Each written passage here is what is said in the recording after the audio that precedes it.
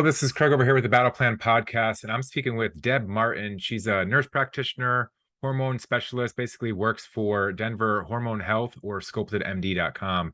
And we had formed a relationship as I work with different men and women. And as you age, there's obviously something going on with our hormones from time to time. And so the total package that I try to offer somebody is looking at a full hormone and health and holistic view, if you will, of, just what's going on with the body. Sometimes people were eating, calories what should be at their maintenance, and we find out that there might be some other things going on, or sometimes people are feeling sluggish and different things. But we brought Deb on today to kind of just discuss, the common things that she sees. And, like anything else, this is a podcast that we talk about gain from the pain.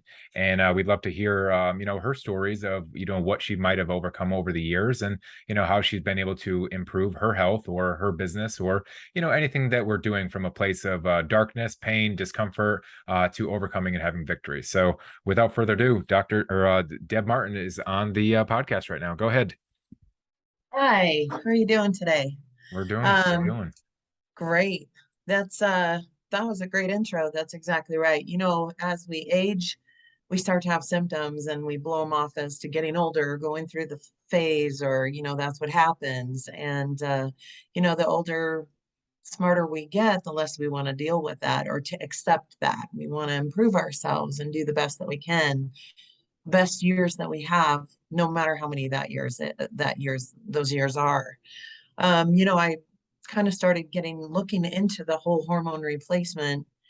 I was a women's health nurse practitioner to start, but then my husband actually was diagnosed with a pretty significant autoimmune disease that caused a lot of pain, head to toe pain. And then they want to give him biologic. They want to give him Humira, Enbrel, or one of the big biologic meds that come with their own risk. And when we started investigating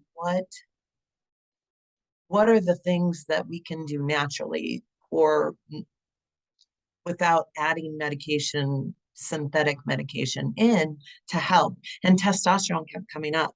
It's healing, it's anti-inflammatory. So I thought, well, I'll start looking into this. And I did this almost 5 years ago. I kind of cold called the company and I was like, hey, I'm really interested in what you do. And here's my resume. And what do you think? And they brought me on. And within 9 months, I became the medical director, quit my hospital job. And this is what I do full time. And I'm passionate about it. I'm not only am I a proponent, I'm a participant. And personally, having shattered an ankle in 2008, I hurt more when my levels are off. So it's kind of an interesting thing of how strengthening and healing testosterone can be. But there's more than just testosterone. And I'm a girl, and you don't need testosterone. Girls need testosterone just like you need estrogen as male. As we age, you lose testosterone first, estrogen follows, progesterone is in there, and thyroid's thrown into the mix once you're about middle age. Then you start getting symptoms. You don't feel as well. You can't think as clearly. You don't sleep as well. You don't see changes in the gym. Your mood is off. Men go through something very similar to women. It's called andropause or male menopause. Right. And you start getting symptoms very similar to a woman would get. You get moody, you get that middle weight gain, you can't remember things, your libido's down. That's kind of like the bonus perk that we get from testosterone. And it doesn't have to be that way. Now, if you look around, there's a hormone clinic on every corner, just like there's a weed shop, just like there's a Starbucks, they're everywhere.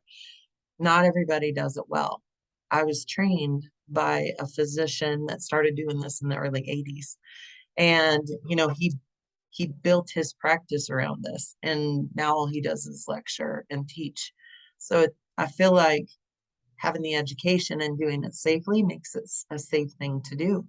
You've got your mood is off, your well-being is there. You feel like you've reached your peak. You're not as strong as you used to be. And we all kind of go, well, I am this age. It doesn't have to be that way when done correctly. Yeah. Now, if it's done unsafe and you start messing with hormones unsafe, that's a different thing. but we're into optimization, not sick doctor medicine. So people go, well, I had my thyroid looked at, it's fine. But your level of fine at sick doctor medicine is different than my level of optimization medicine. Can I stop you there? I'm going to go into that. And, Deb, I'm not sure if it's from having conversations with you or your staff, or I sat in a presentation that there's a doctor, I think it's Hotze, down in Texas, and he has a health clinic as well.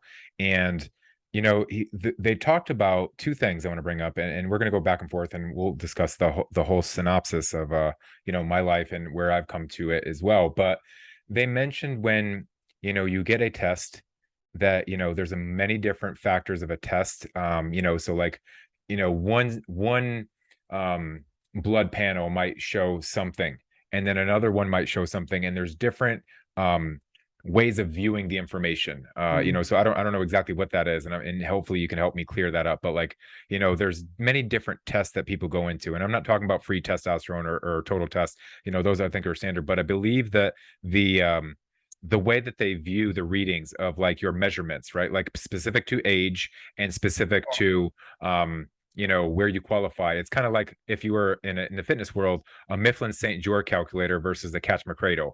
They're going to measure some version of the same thing, but yet they're different. And so comparing one to another doesn't make a whole lot of sense. So can you speak to that? Yeah, a lot of people will look at IGF for say. We'll look at IGF, and that's your growth hormone. And IGF can be measured in a lot of different ways. A lot of people don't do it accurately, but you'll get somebody who looks at it and go, "Oh, my IGF's low." Well, it's fluid. It's based on the time of day. You have to have the right machine. It has to be done at night. It has to be done fasting. It has to be done 2 hours, after you take any medication. There's a lot of different ways to look at that, but you can get somebody who says, yeah, this level here looks good. But honestly, unless you start putting into time frame, you figure out what machine was used, what diagnostic was used. It can be totally different from you to me, from lab to lab. Right. Now, if you look at um, in order to look at certain tests, you have to look at a different part of the test. So say free testosterone, you need to look sex hormone binding globulin. If you're like, mine's so low, that's because your testosterone's high. Different And is that medic HEC? Is that HEC that goes along with that? SH, the sex hormone binding Yeah, globulin, SHBG. HBG. So that, that will read low when your testosterone's high, but that's what it's supposed to do. But so people come in, and even thyroid, you look at TSH. What is thyroid? How hard is your thyroid working as TSH? If you just look at that, you're saying, oh, your thyroid works fine. But what's most important is how much hormones are kicking out, and how much is active, and how much can you use? T3, T4. And that is by looking at TSH, or just part of the test, you're looking and calling it cranberry sauce, or looking at cranberry sauce and calling it Thanksgiving dinner. You Right. can't just look at a piece of it. You've got to look at the whole picture. So it does matter what lab's doing it. It matters on timing. Every lab has a norm for age or for cutoff, Yeah. because normal's normal, but that doesn't mean it's optimal. Thank you. I want to go into that. And if you're listening, this is a big point that should be discussed, and you should be thinking about when you talk to your practitioner, whether you're going to go with Deb's company in the future. We'll share a link, and there'll be some stuff in the show notes, and we might have something in the future. She does help my current group of clients right now, so that is something just to know, that she's just not some random that I'm bringing on. She's currently actively helping myself as well as some of my clients right now. But you mentioned something really specific right there: age. Why are we comparing ourselves to our aging peers and not to our 18-year-old self when we felt great, felt energized, and everything else that's out there? Like, one thing that was brought to me in an attention when we were looking at hormones, we keep comparing ourselves to the age that we are, and our peers that are subpoor for the most part. So you have this aging population that's probably not healthy, and so you're taking basically a scoop of this crud and then comparing yourself across the board, as opposed to the phenomenal part of your existence, which was your 18 to 25 self, and where you felt energy, you felt raging hormones, you felt like you had sex drive, your libido was there, you felt good. your skin was well. Why are you not comparing yourself to that human that you were and still comparing yourself to the aging population that's diminishing around you? So speak to that, because I know that's certainly how they talk. That's how they compare yourselves, right? Absolutely. And I think because it's been an expectation or just kind of a given for so long, I have so many people show up in my office and go, well, I'm tired, but I should be because I'm Yeah, this many years old. Or, I do need an afternoon nap, but everybody does at my age, right? And so you start doing that. But I think justifying one of it. the great things, especially in this day and age, they always say, 50 is the new 30 and 60 is the new 40 or 40 is the new 60, whatever. That's where we're at. We're trying to do better. We're trying to take care of ourselves. Why can't we be back at those ages? When you were 20 years old, you could lose weight on a dime. You slept well. You had the energy. You could do all the things that you wanted to do. You recovered so much better after a workout. There's no harm in putting you there, but it's been driven into our mind that's just part of it's an exception. We accept that's what's happening. Everybody at 50 feels this way, or everybody at 45 feels this way. We know that hormones start diminishing, men especially. Your peak is about 20, 25 years old and slowly diminishes. You guys diminish a lot slower than females do. It's a lot more gradual. We kind of lose it all at the end, but you guys lose it more gradual. So it's more accepted because it's not a dramatic change. Yeah, You look at a woman going through menopause and they're like, oh, the change. Yep, that's what happens. And it's an accepted deviant. And we yeah, don't want that, or right. accepted variant. We don't want that. So I think people don't realize if you don't have to accept this. You can put yourself back in a healthy area safely and get the benefit. We've just been scared away from hormones. We've been Yeah. scared away for cancer or whatever. And yeah, I want to speak to that. There's two things, right? There's a stigma around taking something, and that was me. Like I say this over and over and over. I felt like I was uh Saul of Tarsus of the Bible. I'm not sure if you're into your faith or not, but I am. And there's a part where Saul of Tarsus in the Bible is persecuting Jews, and he's doing it like in a big way until Jesus steps in and gives him a vision of saying, "Hey, what are you doing?" And then he becomes an advocate for Christ. And I felt like that was me early in my career. I was big, I was strong, I looked great, and I looked like I wasn't natural. And probably a lot of people thought I wasn't. So I felt good about that, and I worked pretty much until I capped out. But I was over there talking crap to everybody else, just like the crews. Like if you look at social, natural or not, people are always judging. But at the end of the day, that's what you're seeing. You're seeing stigma in the U.S. saying, "Hey, it's bad for you. It's slide black market." And then now that we have HRT that's becoming more prevalent in society, there should be an openness to it, which is still on the back end, because a hormone is a hormone. It's something that you naturally produce in your body. You'll have. You're just replacing what you don't have. So if you're deficient in vitamins, you would then be replacing those vitamins. And there's nothing wrong with taking more vitamin D or C or any of these other Yeah. things that you're not getting, omegas, etc. But hormones aren't seen like that specifically. So that's one piece of it. And then I did want to bring up, and I just wrote it down so we don't get too far off track on this one.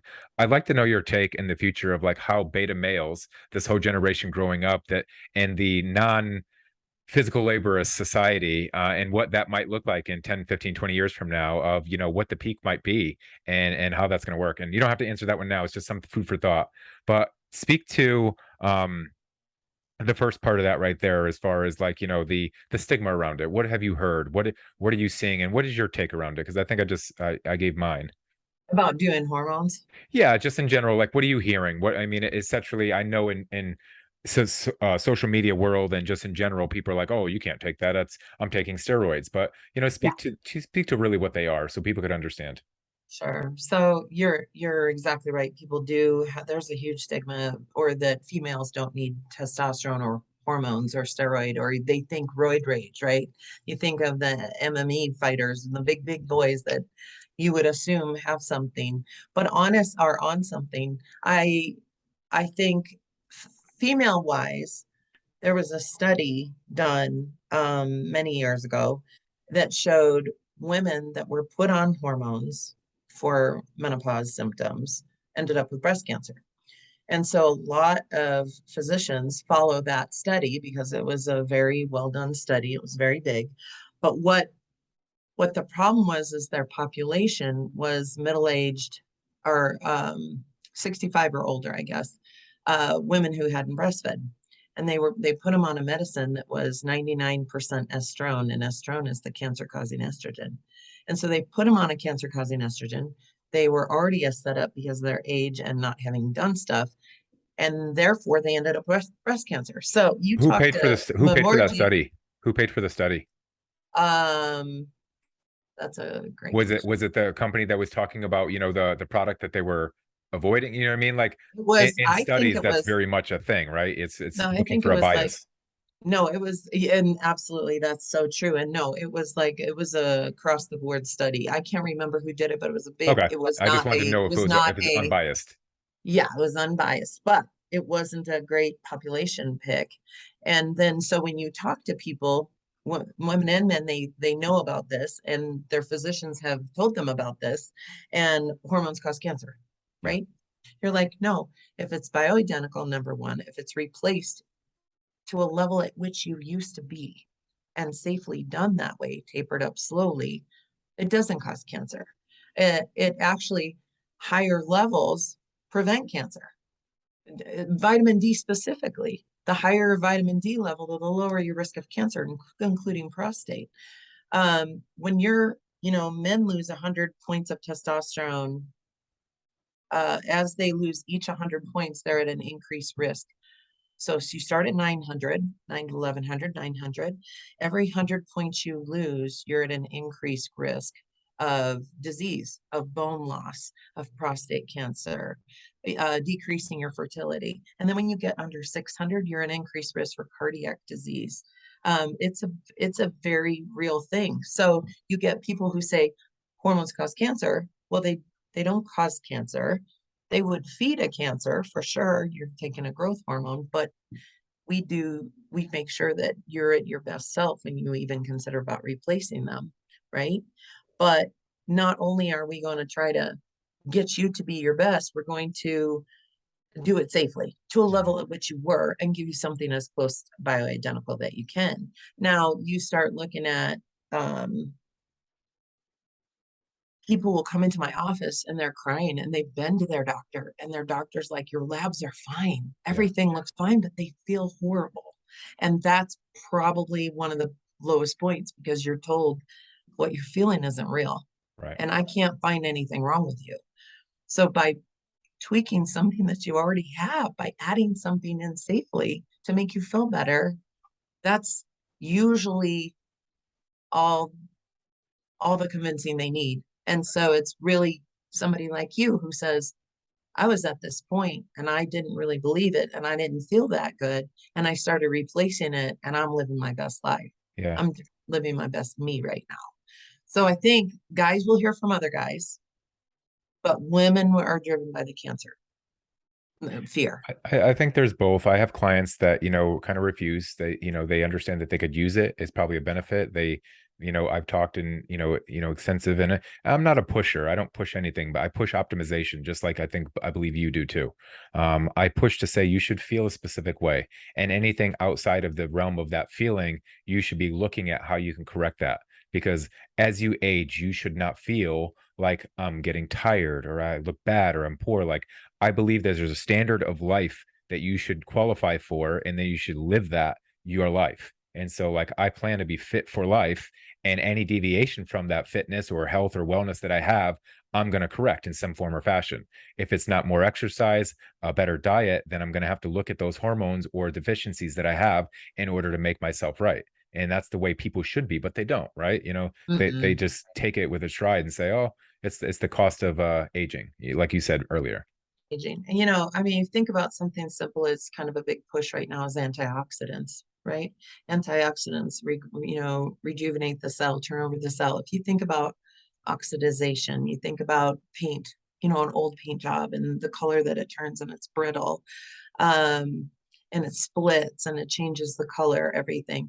That's what's happening to your skin. That's what's happening to your vessels. And so we have, a lot of people eat blueberries and good antioxidants foods, probably not even understanding what they do, but they know it's good for you. If you think about plaque in your artery, that plaque is oxidizing. And so it's sitting there right on your vessels, oxidizing. Well, then we, of course, push antioxidants to kind of help reverse that. When in turn, if you look at testosterone and estrogen, if you have those at adequate levels, they actually reverse the plaque. You don't take a medicine to slow the inevitable plaque buildup like a statin. Hmm. You take something normal that will help reverse that. You're actually improving your health. Same thing with bone loss. We all have bone loss. That's why, the pounding exercises, get up and walk and run and do all the things that are important because that bone density is important.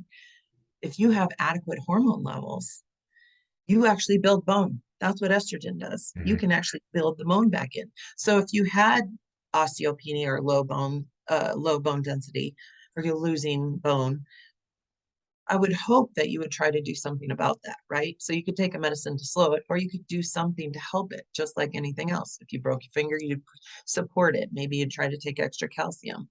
But you have to look at that head to toe because Yeah. this is all we got. Right. And it's something you mentioned a couple things in there, and I'll just let you guys know. I was, you know, there's a YouTube video that I talked about my first use, and I started off all the way up until 30, natural, hadn't taken anything, and then I was just feeling real bad. I had no libido, just energy was down. It was right before a show, and there's a lot to be said about stress on your body and what that can do to hormones and probably testing. So I know that wasn't going for me, but I think I registered at like 75. I forget which version was. I believe it was supposed to be like, the one, what's a free test, 300 to 900, is the Uh, normal range, or is that total? that's total. Total. Okay. So, Total be like 300 to 1100, okay. 900. I believe I was 75 and that I have it. So I have the actually exam somewhere, because I want to keep it, but I was like bad. They're like, hey, okay, first thing we're going to do is get you on some like replacement, but it wasn't test yet. It was androgel. See if we can get it up quickly. But that actually rubbed off on my wife. Long story short, I finally took a needle, and it literally just opened up Pandora's box. All the condemning I did to the industry was just like erased right there to me. And so I just like was like, all right, fine.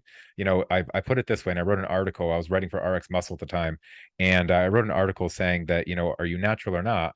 And it was essentially, if you grew up in Russia, or you grew up in any of these other countries that didn't deem the supplement, if you will, not natural or not okay, then you would have had no problems, no qualms, no stigma around taking this. And so it just depends on your perspective or the goggles that you're wearing. We grew up with a stigma, so therefore, we're taking something that like seems bad for us. And so I had to put myself in that frame to say, okay, well, if I was in Mexico or any other country, this would be a normal thing to be taking. So it kind of gave me peace of mind that I was not, doing anything bad. So if you're listening and you've questioned it, or you have that stigma already, consider that little bite that, depends on your perspective, where you grow up, what you decide on what's good or bad. We obviously have abuse in this country and many others, so there's things that you want to watch out for, but there's safe, administrators like, Deb and her companies that can provide you blood work and guidance of that nature. They give you scripts to go get blood work done and monitor that. That's something that you would want to do versus just take some random stuff that, your buddy in the gym gets you. You don't want to do that. Those things, they're not going to help you. They're going to hurt you more than anything. So, Yeah, I definitely get a lot of guys in here that have abused it, or people, don't say people, mhm. right? And it's not done correctly. It's not done at safe levels.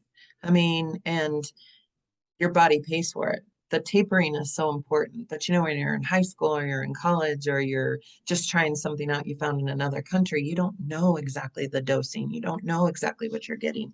And you actually destroy your own ability to produce it. Yeah. And so the truth is that when you do take testosterone, or thyroid or other supplements, your own body doesn't make as much. That's true. Mhm. That doesn't mean you've ruined it. If done correctly, you taper up, you also taper down and allow your body to get back in, and you often end at a higher level than what you started. Not hundreds of points, but 100 points maybe Yeah. for a guy.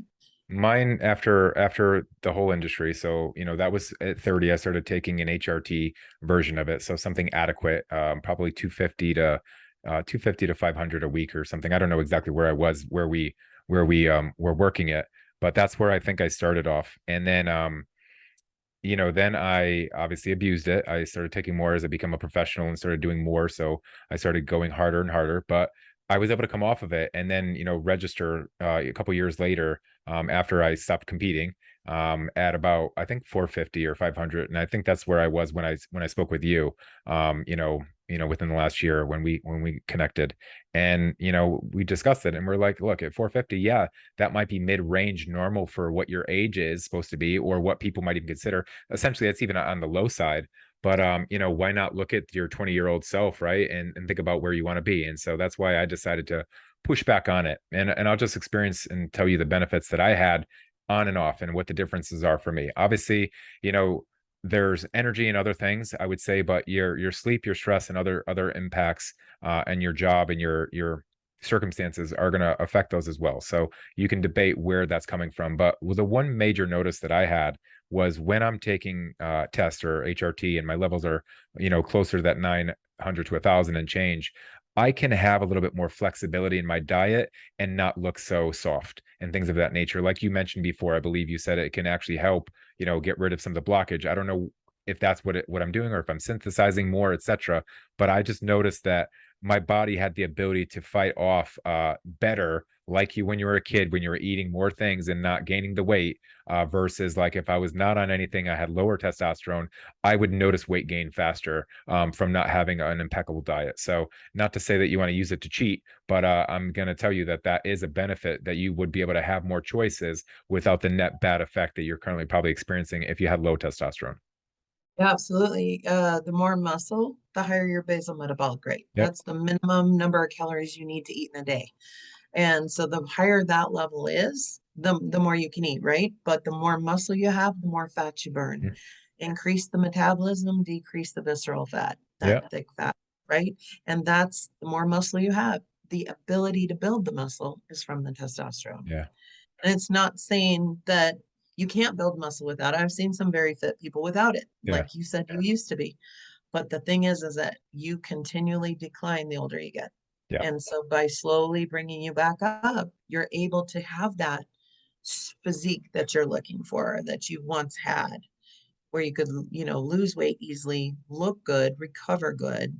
That's 100% testosterone. Yeah. Right Now, on. the bad rap of being like, no, roid rage, we don't run those levels. Yeah. That's not safe. I worked really hard for my degrees and I'm keeping them. So it's, that's not what we're shooting for. And if that's what you're shooting for, that's not this clinic. Yeah, it's the wrong group. And yeah, at Right. this point, I think most of the people that we're talking to probably doesn't fit that category. I've probably ostracized many of my fitness compadres as far as like growing up and speaking to, men above 30 for the most part, that I would assume is my target demographic, and, that have kids and things of that nature, have life, and they just want to optimize, be fit for life. And, again, I'm not sitting here pushing anything on you. I'm just, bringing up the natural conversation that you guys might be having behind closed doors, or that you might be researching on the internet. I just would like this to be that platform where, maybe Deb comes on once a month or something, where we can have these conversations and get questions from the crowd. So if you have those questions, you could put them in the chat somewhere, not in the chat, but in the comment section, of wherever you might be listening. It could be a YouTube video, it could be on the podcast, or you could even come to, my website or even social media. I would be happy to answer those there. Do you have a social media that we could share, or anything that they may ask you directly, or a place where they can go through you? Um, other than other than the A email, professional one. I mean, I would rather not yeah, them blowing up your personal. no, no, no, professional email. Yeah, absolutely. Or we have the Sculpted MD has a Facebook page Okay. as well. We'll get you the contact information. It'll be in the details of wherever we post this live. But I just want to, again, just kind of have an organic conversation around this stigma that's out there, and talk about it in a way that, we're looking for human optimization in all we do. My coaching business is for that: mindset, faith, fitness, body. And we even talk about finances. But if you're not at the level of being clear, being having energy, having the cognitive abilities of just like human performance shouldn't diminish as you get over, and that's it. And that helps you in all areas of life. And this is just one other tool in the toolbox that can help you get there, but it's one that you should be conscious of as you age, because it is your body, it is your temple, and it is something you want to be conscious of. Yeah, absolutely. I mean, we only have one life, right? That's right. That's right. So we make the best that we can.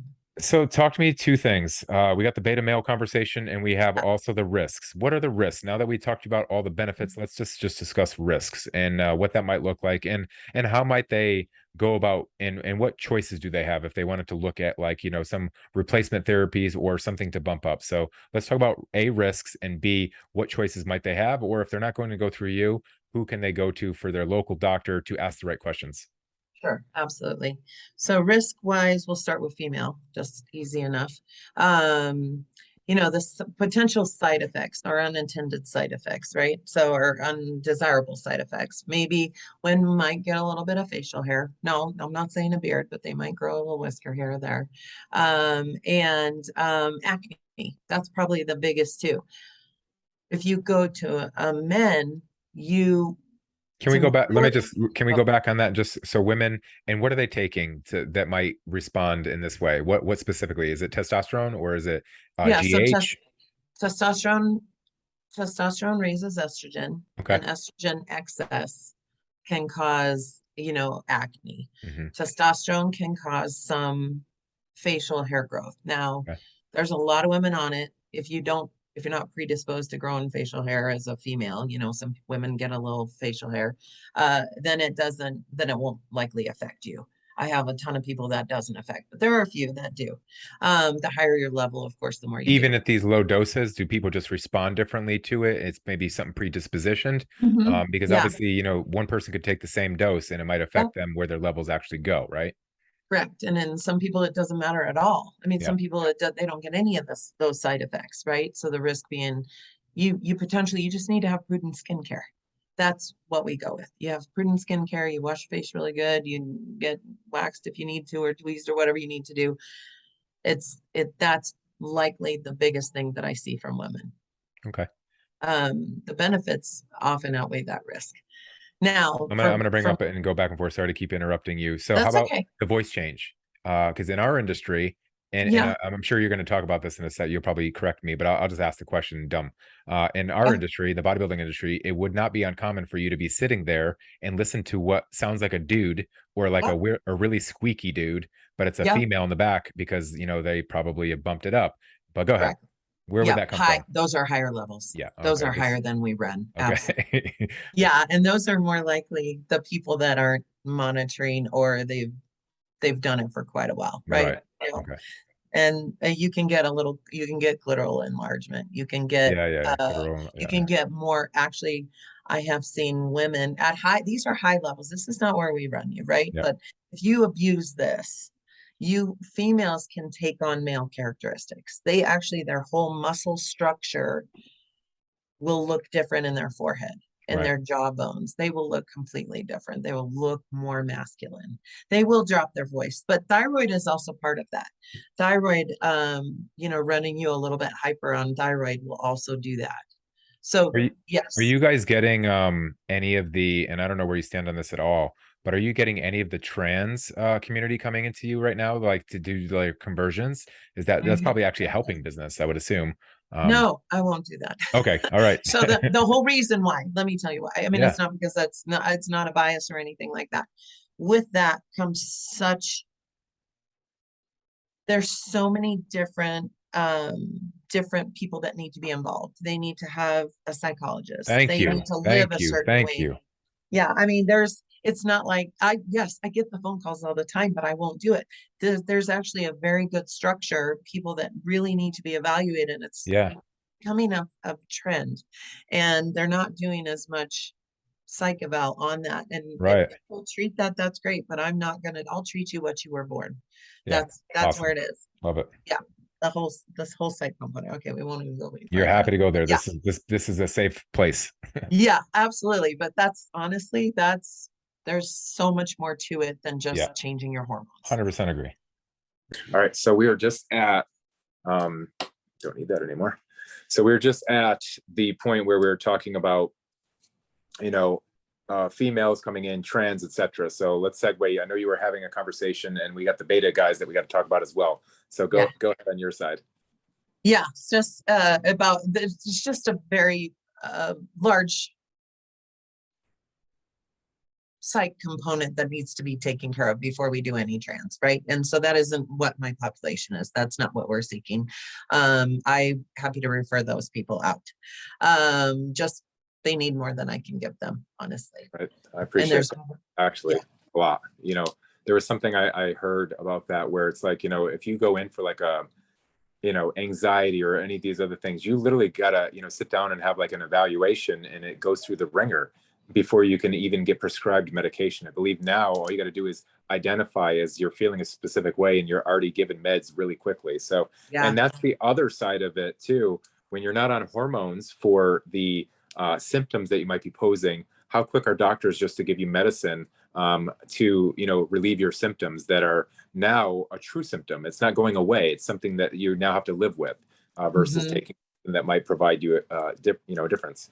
Yeah, I mean, just the menopause part of it, we'll even talk about just that. Doctors will give you antidepressants.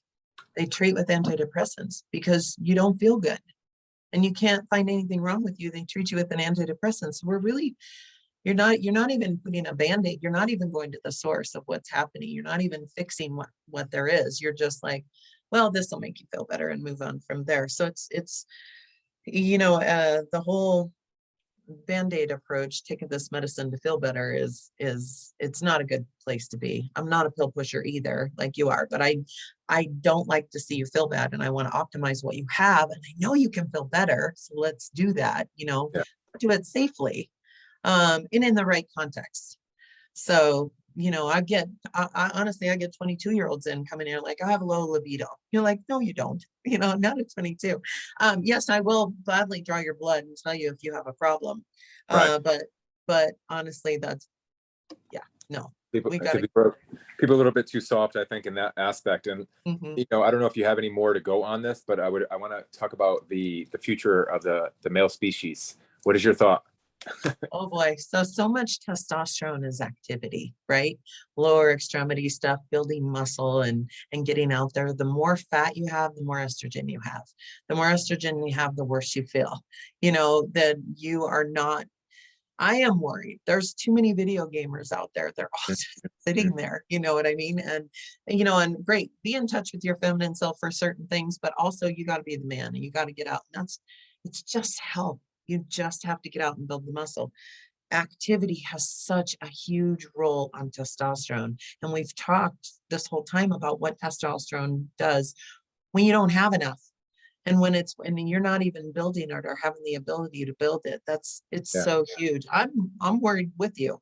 Yeah. Um, and especially, testosterone is broken down to estrogen, but an estrogen excess in itself is dangerous. Yeah. So Yeah. you've Yeah. got these guys that are just sitting around low testosterone, high estrogen because of their amount of, belly fat or whatever that they have out. And this is female too. That's dangerous. That's cancer. Yeah. That's what causes cancer, estrogen excess. It causes cardiac disease. Just the sitting around is one thing, but the hormones not being optimal, causing more problems. So yeah, I'm with you on that one. But there's a problem with what's going on. You, When we were kids, our parents are like, go outside, right? Don't come back right. till the sun goes down. Yeah. That doesn't happen anymore. Yeah. And we have the whole thing with, you know, being a parent, you know, watching your kid outside and things of that nature where I don't know if we were just naive. We just didn't have the problems that we could see now visually on social media, like as far as kidnappings and, the kid Yeah. ring. Was that happening, or are we just more aware of it today is the first thing. So that, you know, in this side, you don't have to answer that. I'm just talking out loud because as a parent, you want to protect, right? But, you know, it is true that, you know, these kids are not doing those things that, you know, I did. I was building forts. I was like a Power Ranger. I was literally a Goonie. I don't know if you remember the movie The Goonies, but I had missions and I was tunneling underground and I was doing all kinds of crazy stuff that these kids probably aren't doing today, which is wild. But how about the food? You know, because that's the second thing. You mentioned activity and the things that we probably aren't doing, you know, that we were doing 20 years ago. But there was a study, and if I could find it, I would love to quote it here, and maybe you have it and you could direct me to it. But I believe there was a study that looked back 20 or 30 years and measured population and looked at hormones levels of both, and we were like proficiently or a lot lower. And I thought that might have to do with a lot of the way we grow our foods and things of that nature, the hormones and stuff that there. But you also brought up a compelling argument too. It's just activity and different things have diminished. So maybe it's a double edge. But what are your thoughts there? Chemicals. I say it's chemicals. You go back to our, our grandparents, or, you eat as close to the ground as you can, but our ground isn't even pure anymore. Our water isn't even pure anymore. And then we're changing to make watermelon not have seeds. You're altering the natural food. And although it's kind of convenient, nice, but right, to have it that way, it's not healthy. And you're altering it. I feel like a lot of it is genetic. The steroids in the meat, the steroids in the milk, the chemicals, the pesticides, all of that stuff, I think, is making us an unhealthy population. I just heard in the last week that the expected age is dropping. It used to be low 80s and now it's high 70s. It's changing. So because we're such an unhealthy population. Yeah, and you expect we live longer considering medical technology and things of that nature, but that's that you said that. Wow. Yeah, but in our grandparents, maybe they didn't live as long, right? Our great grandparents, they didn't live as long. They didn't have the medical stuff, but they didn't have the chemicals. But they weren't dying unhealthy. They were dying on something that might have been preventable, or maybe it was a car accident without a seatbelt, or something like that. But I really do feel like the food, the chemicals, the pesticides, the altering of everything, plus decreased activity, and then look at McDonald's on every corner. That's not even real meat. Some of that stuff is awful. So, and it's convenience. The busier we are, the more convenient we want, the less we pay attention. Easy is better, right? Right. It's right up, kind of what I preach, and it's good just to hear someone else think about it the same way and hear about it that way.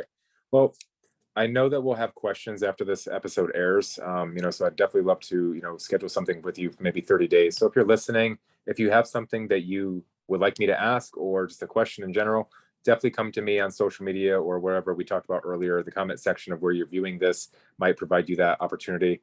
Deb, is there anything you want to, leave in, or that we didn't talk about that you think is good to bring up right now? I know we didn't get to your story. Maybe we'll do that next time. But how about any parting words or anything that you had? Yeah, I just want, eyes open, educate yourself, and see what you can do that's best for you. Honestly, there's a lot of mixed information out there. It's important to go to the source. It's important to go to somebody who understands, the whole background basis of this. This is not a fly-by-night thing. I feel like we got to take the best care of ourselves that we can, because we only got this one life. And I think we can do that safely. There's a lot of information on my website if you want to go there, which we'll link to, you said, the Denver Hormone Health. And, just know that even if this doesn't sound like it's something for you, or maybe you're unsure about it, you can go in slowly. There's so many different options to try. Talk to people. You'd be surprised. More people are doing this than you think, your friends. Yeah, right on. And you mentioned before we close, sorry to bring one more back thing up. Even the process of maybe even taking something that might, subdue estrogen in some capacity. If you're not ready to inject yourself because it's just, foreign to you, that there's other opportunities for you to get something in that capacity. But even the fact of taking something where estrogen is super elevated to push that down might even be a first step into the game. Yeah. Yep. And I've even done that with females that are estrogen dominant, which you don't normally suppress estrogen. Estrogen's so important. It's for bone and cardiac. I would never want somebody to push it away, but excess is not good. And, you can feel better and live better at a better level. So yeah, suppressing that in a little way, just to a healthy level, not to a symptomatic level, not to a dangerous level. There's so many different routes. Injection is not the only one. Yeah. And it just depends on the person and the convenience and the time. Yeah. And suppression by definition, just for me now sparks to say, I got to know why that it's elevated in the first place. So you guys should be curious. You guys should be thinking like your Inspector Gadget or Inspector Cleuseau, if depending on your age. Or why testosterone is super low, right? Exactly. Right. You should be looking at the root cause, and having a plan. And that's where maybe my battle plan might come in for you as far as coaching and advisement in your wellness.